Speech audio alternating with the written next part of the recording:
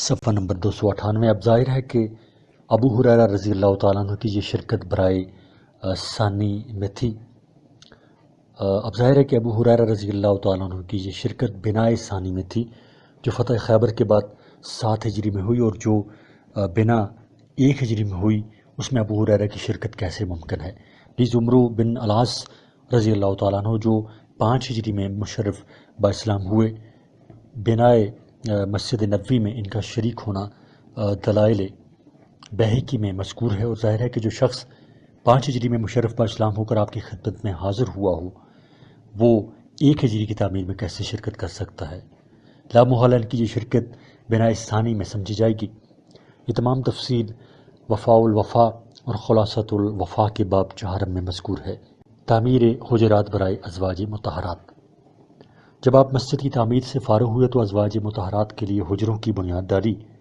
اور سر دست 2 حجرے تیار کرائے، ایک حضرت سودا بنت زمحہ رضی اللہ تعالیٰ عنہ کے لیے اور دوسرا حضرت عائشہ صدیقہ رضی اللہ تعالیٰ عنہ کے لیے۔ بقیہ حجرے بعد میں حسب ضرورت تعمیر ہوتے رہے۔ مسجد کے متصل حارثہ بن نعمان انصاری رضی اللہ تعالیٰ عنہ کے مکانات تھے۔ جب آپ کو ضرورت پیش آتی تو حضرت حارثہ آپ کو نظر کر دیتے،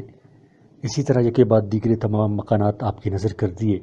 اکثر حجرے کھجور کی شاخوں کے اور بعض کچی اینٹوں کے تھے، اور دروازوں پر کمبل اور ٹار کے پردے تھے۔ حجرے کیا تھے؟ زہد اور قناعت کی تصویر اور دنیا کی بے ثباتی کا نقشہ تھے۔ ان حجروں میں اگرچہ اکثر و بیشتر رات کو چراغ نہیں جلتے تھے اور ضرورت بھی نہ تھی۔ جس گھر میں اللہ کا دائی بشیر و نذیر اور سراج منیر رہتا ہو، وہاں کسی شمع اور چراغ کی کیا حاجت؟ کسی نے کیا خوب کہا ہے، یا بدیع الدل والغنج لقا سلطانہ علی المحج، اے عجیب و غریب ناز و ادا والے، تیری سلطنت تو دلوں پر ہے۔ ان بیت انت ساکنہ غیر محتاجہ الی السرج، جس گھر میں تو رہتا ہو وہ کسی چراغ کا محتاج نہیں۔ وجہک المأمول حجتنا یوم یأتی الناس بالحجج، تیرا مبارک چہرہ ہمارے لیے کافی حجت ہے جس دن لوگ اپنی اپنی حجتیں پیش کریں گے۔ حسن بصری رحمۃ اللہ علیہ فرماتے ہیں کہ جب میں ذرا بڑا ہو گیا تو کھڑے ہو کر حجرہ کی چھت کو ہاتھ لگا لیا کرتا تھا۔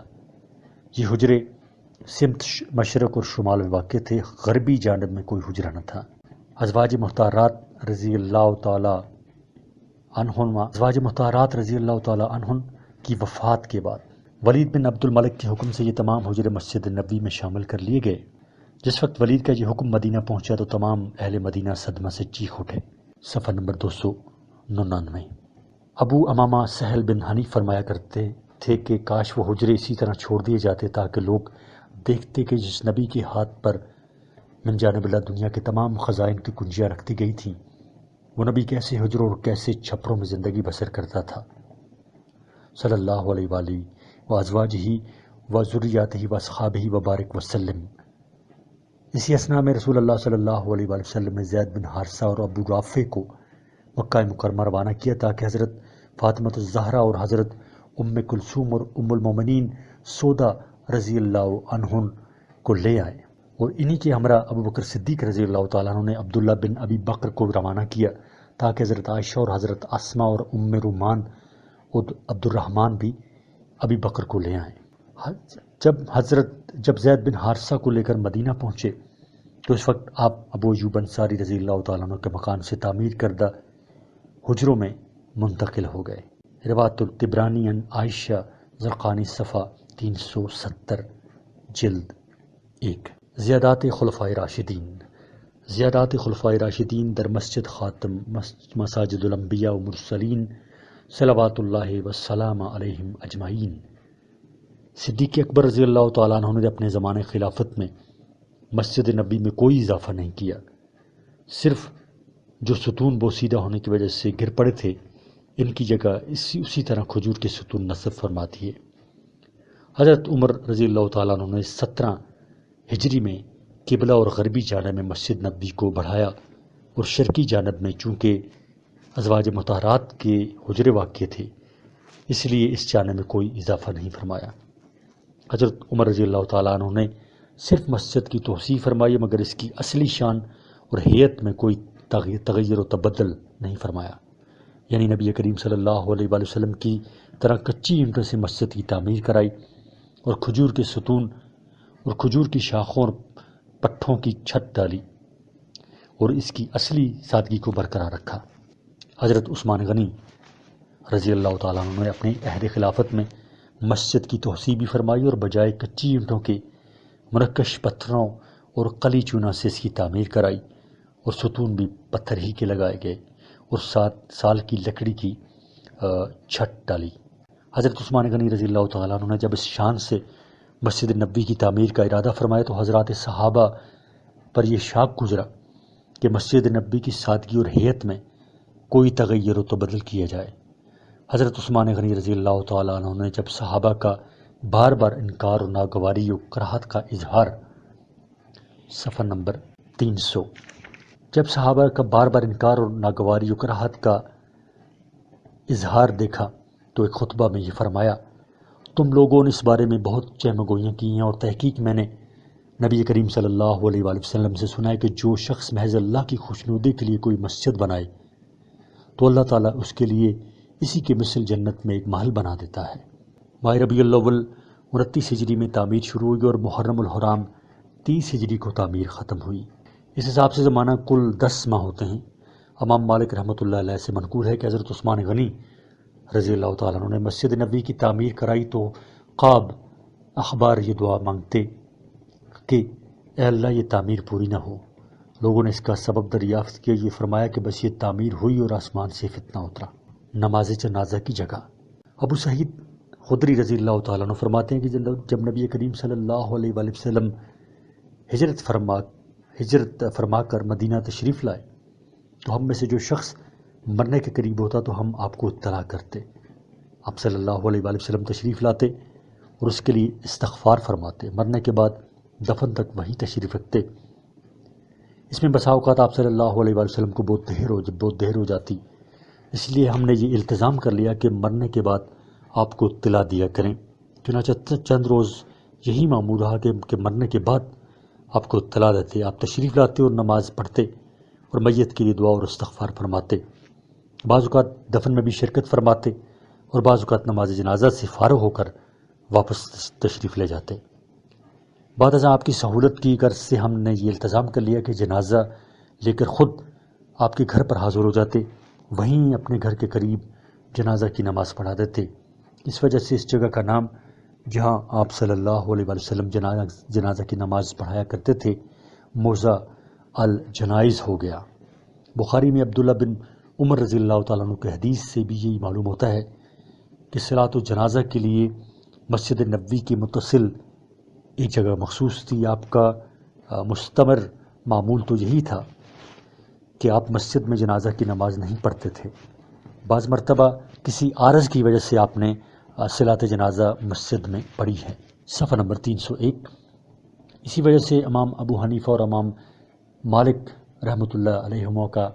مذہب یہ ہے کہ مسجد میں نماز جنازہ مکروہ ہے۔ امام شافعی کے نزدیک جائز ہے۔ مواخات مہاجرین و انصار، مہاجرین جب مکہ سے اللہ کے لیے، صفحہ نمبر 301،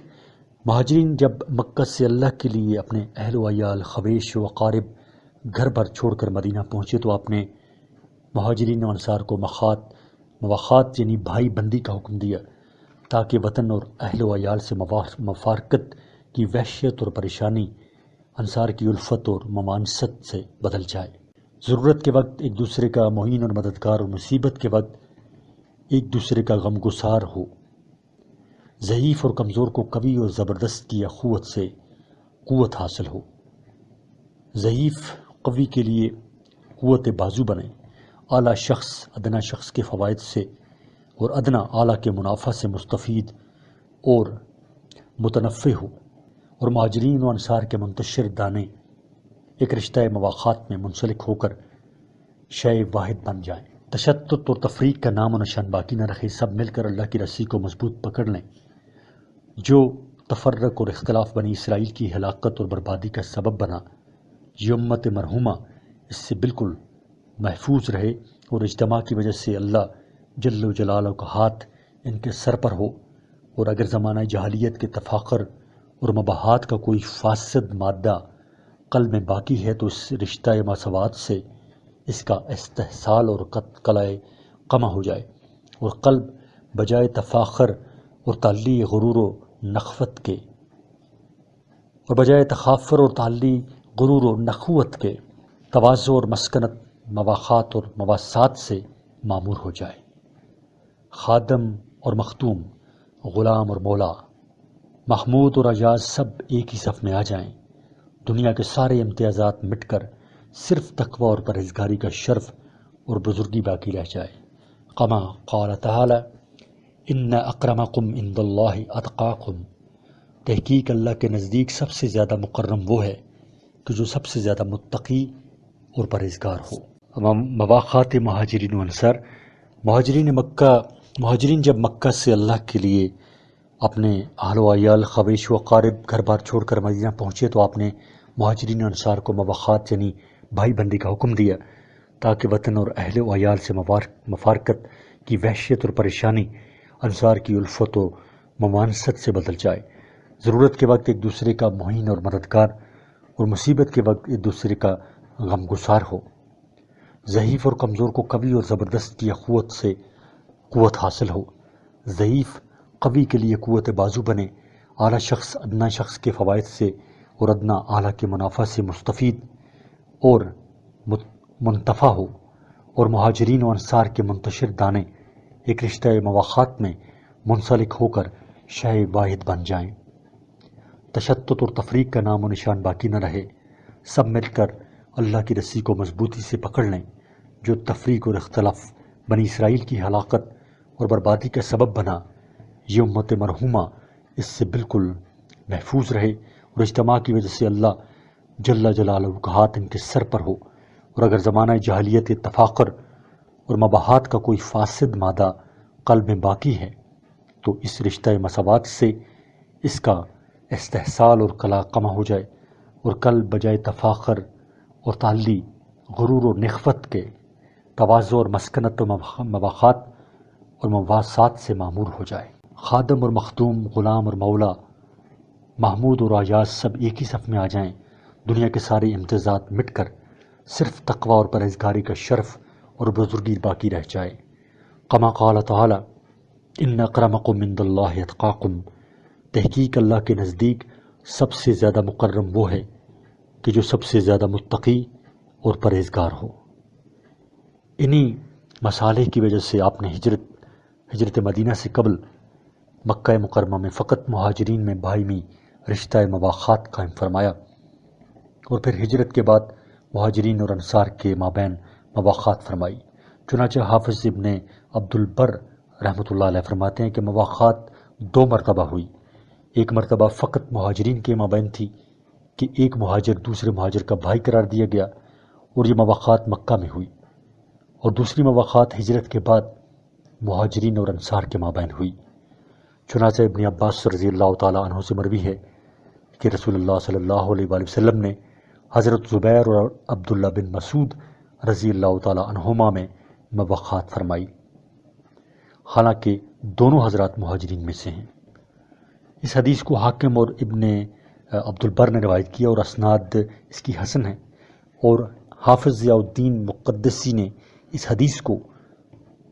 مختارہ میں طبرانی کی معجم کبیر کے حوالے سے نقل کیا ہے۔ حافظ ابن تیمیہ رحمۃ اللہ علیہ فرماتے ہیں مختارہ کی حدیثیں مستدرک حاکم کی حدیثوں میں سے بہت زیادہ صحیح اور قوی ہیں۔ مستدرک حاکم میں ابن عمر سے مروی ہے کہ رسول اللہ صلی اللہ علیہ وآلہ وسلم نے حضرت ابو بکر اور عمر رضی اللہ تعالیٰ عنہما میں اور فلاں فلاں میں مواخات فرمائی۔ حضرت علی رضی اللہ تعالیٰ عنہ نے عرض کیا میرا بھائی کون ہے؟ آپ نے فرمایا میں تیرا بھائی ہوں۔ حافظ ابن سید الناس عیون العصر میں فرماتے ہیں کہ جو مواخات ہجرت سے قبل مکہ میں خاص مہاجرین میں ہوئی، ان حضرات کے نام حسب ذیل ہیں۔ صفحہ نمبر 302، حضرت ابوبکر صدیق رضی اللہ تعالیٰ عنہ اور عمر رضی اللہ تعالیٰ عنہ، حمزہ رضی اللہ تعالیٰ عنہ، زید بن حارثہ رضی اللہ تعالیٰ عنہ،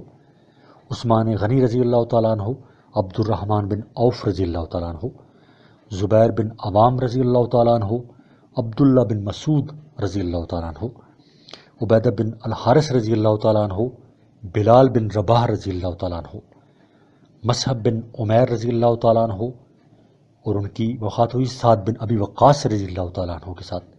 ابو عبیدہ رضی اللہ تعالیٰ عنہ، سالم مولا ابی حذیفہ رضی اللہ تعالیٰ عنہ، سعید بن زید رضی اللہ تعالیٰ عنہ، طلحہ بن عبید اللہ رضی اللہ تعالیٰ عنہ، اور سیدنا و مولانا حضرت محمد صلی اللہ علیہ وسلم کی مواخات حضرت علی رضی اللہ تعالیٰ عنہ کے ساتھ ہوئی۔ دوسری مواخات ہجرت کے 5 ماہ بعد 45 مہاجرین اور 45 انصار کے مابین حضرت انس رضی اللہ تعالیٰ عنہ کے مکان میں ہوئی، اور ایک مہاجر کو ایک انصاری کا بھائی بنایا گیا، جس میں سے بعض کے نام حسب ذیل ہیں۔ مہاجرین میں ابو بکر صدیق رضی اللہ تعالیٰ عنہ، اور ان کے مواخات میں انصار میں خارجہ بن زید رضی اللہ تعالیٰ عنہ، عمر بن الخطاب رضی اللہ تعالیٰ عنہ، اور ان کے ساتھ مواخات ہوئی عتبان بن مالک رضی اللہ تعالیٰ عنہ۔ پہلا جو نام ہے وہ مہاجرین کا ہے، اور جن کی مواخات ہوئی دوسرا نام جو ہے وہ انصار میں سے ہے۔ تو ابو عبیدہ بن الجراز رضی اللہ تعالیٰ عنہ، اور سعد بن معاذ رضی اللہ تعالیٰ عنہ، عبد الرحمن بن عوف رضی اللہ تعالیٰ عنہ، سعد بن ربی رضی اللہ تعالیٰ عنہ، زبیر بن عوام رضی اللہ تعالیٰ عنہ، سلامہ بن سلامہ وقیش رضی اللہ تعالیٰ عنہ، عثمان بن عفان رضی اللہ تعالیٰ عنہ، اوس بن ثابت رضی اللہ تعالیٰ عنہ، طلحہ بن عبید اللہ رضی اللہ تعالیٰ عنہ، قاب بن مالک رضی اللہ تعالیٰ عنہ، سعید بن زید بن عمرو بن نفیل رضی اللہ تعالیٰ عنہ، ابی بن قاب رضی اللہ تعالیٰ عنہ، مصعب بن عمیر رضی اللہ تعالیٰ عنہ، ابو ایوب خالد بن زید انصاری رضی اللہ تعالیٰ عنہ، ابو حذیفہ بن عتبہ رضی اللہ تعالیٰ عنہ، عباد بن بشر رضی اللہ تعالیٰ عنہ، عمار بن یاسر رضی اللہ تعالیٰ عنہ، عمار بن یاسر رضی اللہ تعالیٰ عنہما، حذیفہ بن الیمان رضی اللہ تعالیٰ عنہما، ابو ذر غفاری رضی اللہ تعالیٰ عنہ، منظر بن عمرو رضی اللہ تعالیٰ عنہما، سلمان الفارسی رضی اللہ تعالیٰ عنہ، ابو دردہ عویمر بن سالبہ رضی اللہ تعالیٰ عنہ، بلال رضی اللہ تعالیٰ عنہ کی مواخات ہوئی ابو رواحہ عبداللہ بن عبد الرحمن رضی اللہ تعالیٰ عنہ، حاطب بن ابی بلتع رضی اللہ تعالیٰ عنہ، عویم بن سادہ رضی اللہ تعالیٰ عنہ، ابو مرثد رضی اللہ تعالیٰ عنہ، عبادہ بن سامت رضی اللہ تعالیٰ عنہ، عبداللہ بن جحش رضی اللہ تعالیٰ عنہ، عاصم بن ثابت رضی اللہ تعالیٰ عنہ، عتبہ بن غزوان رضی اللہ تعالیٰ عنہ، ابو دجانہ یعنی سماک بن خرشہ رضی اللہ تعالیٰ عنہ، ابو سلمہ بن الاسد رضی اللہ تعالیٰ عنہ، سعد بن خیسمہ رضی اللہ تعالیٰ عنہ، عثمان بن مزون رضی اللہ تعالیٰ عنہ، ابو الحسن بن تیحان رضی اللہ تعالیٰ عنہ، عبیدہ بن الحارث رضی اللہ تعالیٰ عنہ، عمیر بن الحمام رضی اللہ تعالیٰ عنہ، طفیل بن الحارث رضی اللہ تعالیٰ عنہ یعنی عبیدہ بن الحارث کے بھائی، سفیان بن نصر خزرجی رضی اللہ تعالیٰ عنہ، صفوان بن بیضہ رضی اللہ تعالیٰ عنہ، رافع بن معلہ رضی اللہ تعالیٰ عنہ، مقداد رضی اللہ تعالیٰ عنہ، عبداللہ بن رباح رضی اللہ تعالیٰ عنہ، ذو الشمالین رضی اللہ تعالیٰ عنہ، یزید بن الحارث رضی اللہ تعالیٰ عنہ، ارقم رضی اللہ تعالیٰ عنہ، طلحہ بن زید رضی اللہ تعالیٰ عنہ، زید بن الخطاب رضی اللہ تعالیٰ عنہ، مان بن عدی رضی اللہ تعالیٰ عنہ، عمرو بن سراقہ رضی اللہ تعالیٰ عنہ، سعید بن زید رضی اللہ تعالیٰ عنہ، عاقل بن بکیر رضی اللہ تعالیٰ عنہ، مبشر بن عبد المنظر رضی اللہ تعالیٰ عنہ، خنیس بن حذافہ رضی اللہ تعالیٰ عنہ، منظر بن محمد رضی اللہ تعالیٰ عنہ، صبرہ بن ابی رحم رضی اللہ تعالیٰ عنہ، عبادہ بن الخشخاش رضی اللہ تعالیٰ عنہ، مستہ بن اساسہ رضی اللہ تعالیٰ عنہ، زید بن المزین رضی اللہ تعالیٰ عنہ، عقاشہ بن محسن رضی اللہ تعالیٰ عنہ، مجزر بن زیار رضی اللہ تعالیٰ عنہ، عامر بن فہیرہ رضی اللہ تعالیٰ عنہ، حارث بن سما رضی اللہ تعالیٰ عنہ، اور ماہ جب مولا عمر رضی اللہ تعالیٰ عنہ کی مواخات ہوئی سراقہ بن عمرو بن عطیہ رضی اللہ تعالیٰ عنہ کے ساتھ، انصار نے جو مواخات کا حق ادا کیا اور جس مخلصانہ ایثار کا ثبوت دیا، اولین و آخرین میں اس کی نظیر ملنا ناممکن ہے۔ زر اور زمین، مال اور جائیداد سے جو مہاجرین کے ساتھ سلوک کیا، وہ تو کیا زمین اور باغات مہاجرین کو دے ڈالے، ان سب سے بڑھ کر یہ کیا کہ جس انصاری کے 2 بیویاں تھیں، اس نے اپنے مہاجر بھائی سے کہہ دیا کہ جس بیوی کو تم پسند کرو میں اس کو طلاق دے دیتا ہوں، طلاق کے بعد تم اس سے نکاح کر لو۔ صفحہ نمبر 304۔ سنن ابی داؤد اور جامع ترمذی میں حضرت انس رضی اللہ تعالیٰ عنہ سے مروی ہے کہ کوئی انصاری اپنے درہم و دینار کا اپنے مہاجر بھائی سے زیادہ اپنے آپ کو مستحق نہیں سمجھتا تھا۔ چنانچہ مہاجرین نے انصار کی اس بے مثال ہمدردی اور اصرار کو دیکھ کر آپ سے عرض کیا، یا رسول اللہ، جس قوم پر ہم آ کر اترے ہیں ان سے بڑھ کر کسی قوم کو ہم نے ہمدرد اور غمگسار، مخلص اور وفا شہار، تنگی اور فراخی ہر حال میں مددگار نہیں دیکھا۔ ہم کو اندیشہ ہے کہ سب اجر انہی کو مل جائے اور ہم اجر سے بالکل محروم رہ جائیں۔ آپ صلی اللہ علیہ وآلہ وسلم نے فرمایا، نہیں، جب تک تم ان کے لیے دعا کرتے رہو، یعنی دعا کا احسان درہم و دینار کے احسان سے کم نہیں بلکہ کچھ زیادہ ہی ہے۔ دراہم معدودہ تو درکنار، اگر تمام خزائن عالم کو ترازو کے ایک پلہ میں اور صرف ایک مخلصانہ دعا کو دوسرے پلہ میں رکھ کر تولا جائے تو انشاءاللہ یہی دعا کا پلہ بھاری رہے گا، اور یہ انشاءاللہ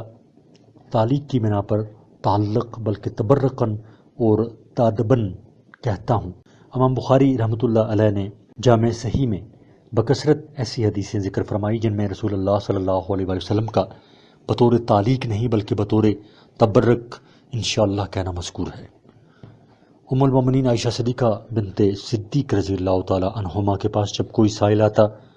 اور دعائیں دیتا جیسا کہ سائلین کا طریق ہے، تو ام المومنین بھی اس فقیر کو دعائیں دیتی اور بعد میں کچھ خیرات دیتی۔ کسی نے کہا، اے ام المومنین، آپ سائل کو صدقہ بھی دیتی ہیں اور جس طرح وہ آپ کو دعا دیتا ہے اسی طرح آپ بھی دعا دیتی ہیں۔ فرمایا کہ اگر میں اس کو دعا نہ دوں اور فقط صدقہ دوں تو اس کا احسان مجھ پر زیادہ ہے، اس لیے دعا صدقہ سے کہیں بہتر ہے، اس لیے دعا کے مقافات دعا سے کر دیتی ہوں تاکہ میرا صدقہ خالص رہے، کسی احسان کے مقابلہ میں نہ ہو۔ لہٰذا جو شخص دراہم معدودہ دے کر مخلصانہ دعاؤں کا سودا کر سکتا ہے وہ کبھی نہ چوکے اور موقع کو ہاتھ سے جانے نہ دے۔ جماد چند دادم جان خریدم، بحمدللہ زہے ارزان خریدم۔ یہ رشتہ مواخات اس قدر محکم اور مضبوط تھا کہ بمنزلہ قرابت و نسب سمجھا جاتا تھا۔ جب کوئی انصاری مرتا تو مہاجر ہی اس کا وارث ہوتا، کما قال تعالی، ان الذین آمنوا وہاجروا وجاہدوا باموالہم وانفسہم فی سبیل اللہ والذین آووا ونصروا اولئک بعضهم اولیاء بعض۔ بے شک جو لوگ ایمان لائے اور انہوں نے ہجرت کی اور جان و مال سے جہاد کیا، اور وہ لوگ جنہوں نے مہاجرین کا ٹھکانہ دیا اور ان کی مدد کی، یہ لوگ باہم ایک دوسرے کے وارث ہوں گے۔ صفحہ نمبر 305۔ چند روز کے بعد میراث کا حکم تو منسوخ ہو گیا اور تمام مومنوں کو بھائی بنا دیا گیا، اور یہ آیت نازل فرمائی، انما المؤمنون اخوہ۔ اب مواخات کا رشتہ فقط مواسات یعنی ہمدردی اور غمخواری، نصرت و حمایت کے لیے رہ گیا، اور میراث نسبی رشتہ داروں کے لیے خاص کر دی گئی۔ اذان کی ابتدا، دو نمازیں صبح اور عصر کی تو ابتدائی بحثیت میں فرض ہو چکی تھی، پھر شب معراج میں 5 نمازیں فرض ہوئیں، لیکن با استثناء مغرب سب نمازیں 2 رکعت تھیں۔ ہجرت کے بعد سفر کے لیے تو 2 ہی رکعت باقی رہیں۔ حضر میں ظہر، عصر اور عشاء کی نمازیں 4 رکعت کر دی گئیں۔ رواہ البخاری عن عائشہ صدیقہ رضی اللہ تعالی عنہا۔ اب تک یہ معمول رہا کہ جب نماز کا وقت آتا تو خود بخود لوگ جمع ہو جاتے، اس لیے آپ کو یہ خیال ہوا کہ نماز کے لیے کوئی علامت ایسی ہونی چاہیے کہ جس سے تمام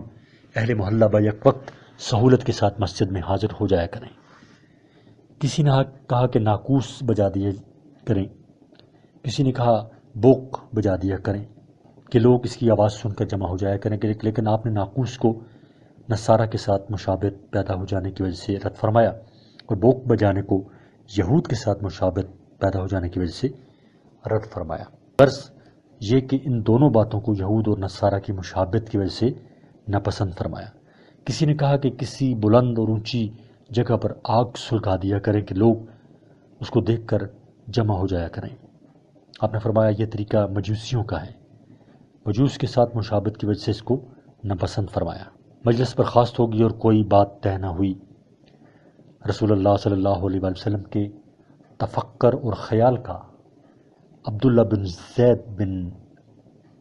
عبد ربا رضی اللہ تعالیٰ عنہ پر بہت زیادہ اثر تھا۔ اسی اثنا میں عبداللہ بن زید نے یہ خواب دیکھا کہ ایک سبز پوش شخص ناقوس ہاتھ میں لیے ہوئے میری طرف سے گزر رہا ہے۔ میں نے دریافت کیا اس ناقوس کو فروخت کرو گے؟ اس سبز پوش نے کہا تم اس کو خرید کر کیا کرو گے؟ میں نے کہا اس کو بجا کر نماز کے لیے بلایا کریں گے۔ سبز پوش نے کہا تم کو اس سے بہتر اور عمدہ تدبیر نہ بتلاؤں؟ میں نے کہا کیوں نہیں، ضرور بتلاؤ۔ اس شخص نے کہا اس طرح کہو اللہ اکبر اللہ اکبر، اشہد اللہ الہ الا اللہ، اشہد اللہ الہ الا اللہ، اشہد ان محمد رسول اللہ، اشہد ان محمد رسول اللہ، حی علی الصلاۃ، حی علی الصلاۃ، حی علی الفلاح، حی علی الفلاح، اللہ اکبر، لا الہ الا اللہ۔ اور پھر ذرا ہٹ کر اقامت کی تلقین کی کہ جب نماز کے لیے کھڑے ہو تو اس طرح کہو، اور حی علی الفلاح کے بعد 2 مرتبہ قد قامت الصلاۃ کا اضافہ کیا۔ جب صبح ہوئی تو میں آپ کی خدمت میں حاضر ہوا اور یہ خواب بیان کیا۔ سنتے ہی ارشاد فرمایا ان ھذا لرؤیا بالحق انشاءاللہ تعالی۔ اس مقام پر کلمہ انشاءاللہ تعالی تعلیق اور شک کے لیے نہیں بلکہ تبرک اور تعدب کے لیے ہے، جیسے کہ ہم عنقریب ذکر کر چکے ہیں۔ اور بعد ازاں عبداللہ بن زید کو حکم دیا کہ یہ کلمات بلال کو بتلا دیں کہ وہ اذان دے کر اس کے لیے بلال کی آواز وہ اذان دے، اس لیے کہ بلال کی آواز تم سب سے زیادہ بلند ہے۔ بلال نے اذان دی، حضرت عمر رضی اللہ تعالیٰ عنہ کے کان میں آواز پہنچی، اسی وقت چادر گھسیٹتے ہوئے گھر سے نکلے اور آپ کی خدمت میں حاضر ہوئے، عرض کیا یا رسول اللہ والذی بعثک بالحق لقد رأیت مثل الذی اری، قسم ہے اس ذات پاک کی جس نے آپ کو حق دے کر بھیجا، البتہ کہ تحقیق میں نے ایسا ہی دیکھا جیسا کہ عبداللہ بن زید کو دکھلایا گیا۔ یہ سن کر رسول اللہ صلی اللہ علیہ وآلہ وسلم نے فرمایا فللہ الحمد۔ اس حدیث کو محمد بن اسحاق نے اس سند سے ذکر کیا ہے۔ قال ابن اسحاق حدثني بهذا الحديث محمد بن ابراہیم التیمی عن محمد بن عبداللہ بن زید بن عبد رباب عن ابی، اور اسی سند کے ساتھ امام ترمذی اور امام ابو داود نے بھی روایت کیا ہے۔ امام ترمذی فرماتے ہیں کہ میں نے امام بخاری سے محمد بن ابراہیم تیمی کی اس حدیث کی بابت دریافت کیا تو فرمایا کہ میرے نزدیک یہ حدیث صحیح ہے۔ امام بہقی سنن کبریٰ اور امام ابن خزیمہ اپنی صحیح میں فرماتے ہیں ھذا حدیث صحیح ثابت من جہت النقل، یہ حدیث صحیح ہے اور باعتبار نقل اور سند کے ثابت اور مستند ہے۔ محمد بن یحییٰ ذہلی نے بھی اس حدیث کو صحیح بتلایا ہے۔ امام ترمذی فرماتے ہیں حدیث عبداللہ بن زید حدیث حسن صحیح، صفحہ نمبر 307۔ عبد الرحمن ابی لیلہ فرماتے ہیں کہ مجھ سے رسول اللہ صلی اللہ علیہ وآلہ وسلم کے صحابہ نے بیان کیا کہ عبداللہ بن زید نبی کریم صلی اللہ علیہ وآلہ وسلم کی خدمت میں حاضر ہوئے اور عرض کیا یا رسول اللہ میں نے خواب میں دیکھا کہ ایک شخص 2 سبز چادریں اوڑے ہوئے ہیں، اول دیوار پر چڑھا اور 2 مرتبہ اذان دی اور پھر اترا اور 2 مرتبہ اقامت کہی۔ حافظ علاء الدین ماردینی فرماتے ہیں کہ اس حدیث کے تمام راوی شرط بخاری پر ہیں، اور معجم طبرانی اوسط میں ہے کہ ابو بکر صدیق رضی اللہ تعالیٰ عنہ نے بھی ایسا ہی خواب دیکھا۔ لطائف و معارف۔ ایمان کے بعد درجہ نماز کا ہے۔ جس کا جماعت کے ساتھ ادا کرنا نہایت ضروری ہے، اور ایک وقت اور ایک جگہ میں لوگوں کا اجتماع بدوئیں عالام اور آگاہ ہونے کی دشوار ہے۔ حضرت صلی اللہ علیہ وآلہ وسلم نے مجلس میں اس کا ذکر کیا، کسی نے آگ روشن کرنے کا ذکر کیا اور کسی نے بوق بجانے کا ذکر کیا اور کسی نے ناقوس بجانے کا ذکر کیا۔ حضرت صلی اللہ علیہ وآلہ وسلم نے آگ روشن کرنے کو مجوس کے ساتھ مشابہت ہونے کی وجہ سے نامنظور کیا، اور بوق کو یہود کے ساتھ مشابہت کی وجہ سے اور ناقوس کو نصارہ کے ساتھ مشابہت کی وجہ سے رد فرمایا۔ بلا کسی بات کی تعین کے مجلس ختم ہو گئی اور لوگ اپنے اپنے گھر واپس ہو گئے۔ اس عرصہ میں عبداللہ بن زید بن عبد ربا کو اذان اور اقامت خواب میں دکھلائی گئی۔ عبداللہ بن زید رضی اللہ تعالیٰ عنہ نے اپنا خواب حضرت صلی اللہ علیہ وآلہ وسلم سے بیان کیا۔ آپ نے ارشاد فرمایا کہ یہ خواب حق اور صدق ہے، یعنی من جانب اللہ ہے، القائے نفسانی اور القائے شیطانی سے پاک اور منزہ ہے۔ رویا صالحہ اور الہام سے اگرچہ حکم میں یقینی نہیں ثابت ہو سکتا، لیکن حضرت صلی اللہ علیہ وآلہ وسلم کی تصدیق اور تقریر یعنی آپ کے برقرار رکھنے نے اس خواب کو وحی جلی کے حکم میں بنا دیا، اور انہی الفاظ کے ساتھ حضرت صلی اللہ علیہ وآلہ وسلم نے لوگوں کو اذان دینے کا حکم دیا، یہاں تک کہ اذان کو شعائر دین میں سے اسلام کا ایک عظیم شعار ٹھہرا دیا گیا اور مذہب کا ایک خاص نشان بن گیا۔ پھر یہ کہ کلمات اذان کی ترکیب اور ترتیب بھی نہایت عجیب ہے کہ چند کلمات میں اسلام کے 3 بنیادی اصول توحید اور رسالت اور آخرت پر مشتمل ہیں۔ اللہ اکبر میں خداوند ذوالجلال کی عظمت و کبریائی کا بیان ہے، اشہد ان لا الہ الا اللہ میں توحید کا اثبات اور شرک کی نفی ہے، اور اشہد ان محمد رسول اللہ میں اثبات رسالت ہے اور اس بات کا اعلان ہے کہ خدا تعالیٰ کی معرفت اور اس کی عبادت کا طریقہ ہمیں اس نبی برحق کے ذریعے معلوم ہوا، اور اعلان توحید اور رسالت کے بعد لوگوں کو سب سے افضل اور بہتر عبادت نماز کی طرف حی علی الصلاۃ کہہ کر بلایا جاتا ہے۔ پھر اخیر میں حی علی الفلاح کہہ کر فلاح دائمی کی طرف دعوت دی جاتی ہے، جس سے محاد یعنی آخرت کی طرف اشارہ ہو جاتا ہے کہ اگر بقائے دائم اور ہمیشہ کی بہبود اور کامیابی چاہتے ہو تو مولائے حقیقی کی اطاعت اور بندگی میں لگے رہو۔ فلاح سے آخرت کی دائمی کامیابی مراد ہے، اور اخیر میں پھر کہہ دیتے ہیں اللہ اکبر لا الہ الا اللہ، یعنی کہ اللہ ہی سب سے اعلیٰ اور برتر ہے، اس کے سوا کوئی معبود اور کوئی لائق اطاعت اور بندگی نہیں۔ جس کو خدا تعالیٰ نے ذرا بھی عقل سلیم سے کچھ بہرا عطا فرمایا ہے، وہ کلمات اذان کا ایک سرسری ترجمہ ہی دیکھ کر یہ سمجھ سکتا ہے کہ اذان سراسر دعوت حق ہے اور اللہ تعالیٰ کی طرف بلانے والی آواز ہے، اور یہود و نصارہ اور ہنود وغیرہ کا بوق اور ناقوس اور گھنٹا اور سنکھ سب کھیل و تماشے ہیں۔ خدا تعالیٰ کی عظمت اور کبریائی اور اس کی الوہیت اور وحدانیت کے اعلان سے بندہ خدا تعالیٰ تک پہنچ سکتا ہے، گھنٹوں اور طبلوں کی آوازوں سے کبھی خدا تک نہیں پہنچ سکتا۔ ای رہ کے تو می روی بترکستان است۔ اذان کی مشروعیت بذریعہ خواب کے بظاہر اس لیے ہوئی کہ اذان حضرت صلی اللہ علیہ وآلہ وسلم کی نبوت اور رسالت کے اعلان پر مشتمل ہے، اور آپ کی نبوت اور رسالت کا ڈنکا بجانا اور آپ کے دین کی طرف لوگوں کو دعوت دینا یہ خادموں اور غلاموں کا فریضہ ہے۔ خوشتر آن باشد کے سرے دل بران، گفت آیت در حدیث دیگران۔ لیلۃ المعراج میں حق تعالیٰ نے بالمشافہ آپ کو نماز کا حکم دیا، اور آسمانوں کے عروج و نزول میں آپ کو اذان سنائی گئی۔ آسمان میں فرشتہ نے اذان دی اور آپ نے سنی، جیسے کہ خصائص کبریٰ میں حضرت علی کرم اللہ تعالیٰ وجہوں سے مروی ہے، اور حضرت عائشہ صدیقہ رضی اللہ تعالیٰ عنہ سے مروی ہے، اور حضرت عائشہ صدیقہ رضی اللہ تعالیٰ عنہا سے مروی ہے کہ نبی کریم صلی اللہ علیہ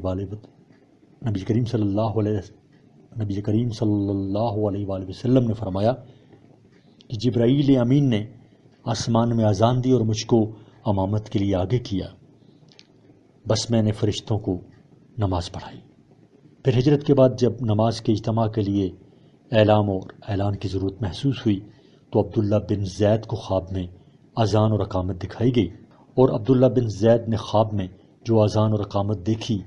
حضور پرنور صلی اللہ علیہ وآلہ وسلم نے سنتے ہی سمجھ لیا کہ یہ وہی اذان اور اقامت ہے جو میں نے شب معراج میں آسمان پر سنی تھی۔ اس لیے آپ نے سنتے ہی فرمایا انہا لرؤیا حق، یہ سچا خواب ہے، یعنی میں نے بحارت بیداری جو شب معراج میں سنا ہے اس کے بالکل مطابق اور موافق ہے۔ اذان اور اقامت کے بارے میں مختلف روایتیں آئی ہیں۔ ابو معذورہ کی اذان میں ترجیح آئی ہے جس میں اذان کے 19 کلمے ہیں اور اقامت کے 17 کلمے ہیں۔ امام شافعی رحمۃ اللہ علیہ نے ابو معذورہ کی اذان کو اختیار فرمایا۔ امام اعظم ابو حنیفہ رحمۃ اللہ علیہ نے عبداللہ بن زید رضی اللہ تعالیٰ عنہ کی حدیث کے مطابق اذان کو اختیار فرمایا، اس لیے کہ اذان کی اصل مشروعیت عبداللہ بن زید رضی اللہ تعالیٰ عنہ کے خواب سے وابستہ ہے۔ پھر فاروق اعظم رضی اللہ تعالیٰ عنہ بھی اسی کے موافق خواب دیکھا۔ صفحہ نمبر 309۔ اور شیخ ابن اعلان مکی شرح کتاب الاسقار میں فرماتے ہیں کہ معجم طبرانی اس میں ہے کہ ابو بکر صدیق رضی اللہ تعالیٰ عنہ بھی ایسا ہی خواب دیکھا۔ پھر نبی کریم صلی اللہ علیہ وآلہ وسلم نے اس کے رویائے حق فرما کر اس کی تصدیق کی اور اسی کے مطابق بلال کو اذان دینے کا حکم دیا۔ اس لیے عبداللہ بن زید کی اذان اس اذان کے مطابق تھی جو اذان آسمان پر حضور صلی اللہ علیہ وآلہ وسلم نے شب معراج میں جبرائیل امین علیہ السلام سے سنی تھی، اور جبرائیل امین علیہ السلام کے کہنے سے فرشتوں کو نماز پڑھائی تھی۔ حدیث میں ہے کہ عبداللہ بن زید نے جب اپنا خواب حضور پرنور صلی اللہ علیہ وآلہ وسلم سے بیان کیا تو یہ فرمایا کہ یہ اذان جو تم کو خواب میں دکھلائی گئی ہے بلال کو سکھلا دو، کیونکہ وہ تم سے زیادہ بلند آواز ہیں۔ بعد ازاں بلال اپنی تمام زندگی بھر آپ کی موجودگی میں وہی اذان دیتے رہے جو عبداللہ بن زید نے ان کو سکھلائی تھی، اور احادیث صحیح و سریہ سے یہ امر پایا ثبوت کو پہنچ چکا ہے کہ عبداللہ بن زید رضی اللہ تعالیٰ عنہ کی اذان میں ترجیح نہ تھی، اور یہ ابھی گزر چکا ہے کہ صدیق اکبر اور فاروق اعظم رضی اللہ تعالیٰ عنہما نے بھی ایسا ہی خواب دیکھا جیسا عبداللہ بن زید نے دیکھا، جس میں ترجیح نہ تھی۔ اس لیے امام اعظم ابو حنیفہ رحمۃ اللہ علیہ نے ان وجوہ کی بنا پر اذان کی اس کیفیت کو افضل قرار دیا کہ جو عبداللہ بن زید رضی اللہ تعالیٰ عنہ کی حدیث میں مذکور ہے۔ اذان چونکہ اسلام کا ایک عظیم شعار ہے اور اس کے کلمات میں خاص انوار و برکات ہیں، اس لیے شریعت میں یہ حکم ہے کہ جب بچہ پیدا ہو تو اس کے کان میں اذان دی جائے تاکہ ولادت کے بعد سب سے پہلے توحید و رسالت کی آواز کان میں پہنچے، تاکہ دلست کی تجدید و تذکیر ہو جائے۔ عزیز طلبہ، یہ آڈیو ریکارڈنگ آپ کے لیے ہیومینیٹیرین ڈیولپمنٹ آرگنائزیشن ایبٹ آباد کے ذریعے اہتمام کی گئی۔ ہیومینیٹیرین ڈیولپمنٹ آرگنائزیشن ایبٹ آباد 2011 سے اپنی مدد آپ کے تحت صحت، تعلیم اور معاشی خود مختاری کے شعبوں میں بہتری کے لیے کوشاں ہے۔ ادارہ نے نہ صرف خیبر پختونخوا بلکہ ملک بھر کے نابینا طلباء کی تعلیمی مشکلات اور رکاوٹوں کو دور کرنے کے لیے ایف اے تا ماسٹرز لیول کی نصابی کتب اور کورسز،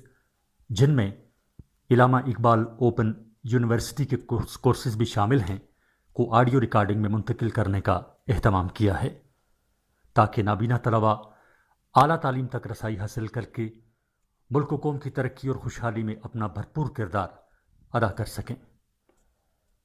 یہ تمام آڈیو ریکارڈنگز نابینا طلباء کو بالکل مفت فراہم کی جا رہی ہیں۔ نابینا طلباء کے علاوہ دیگر طلباء بھی اس تعلیمی سہولت سے استفادہ کر سکتے ہیں۔ ہیومینیٹیرین ڈیولپمنٹ آرگنائزیشن ایبٹ آباد، ای میل HDOATD@gmail.com، ویب سائٹ HDORG.net، رابطہ نمبر 03459541-838 یعنی 0345 95 41 838۔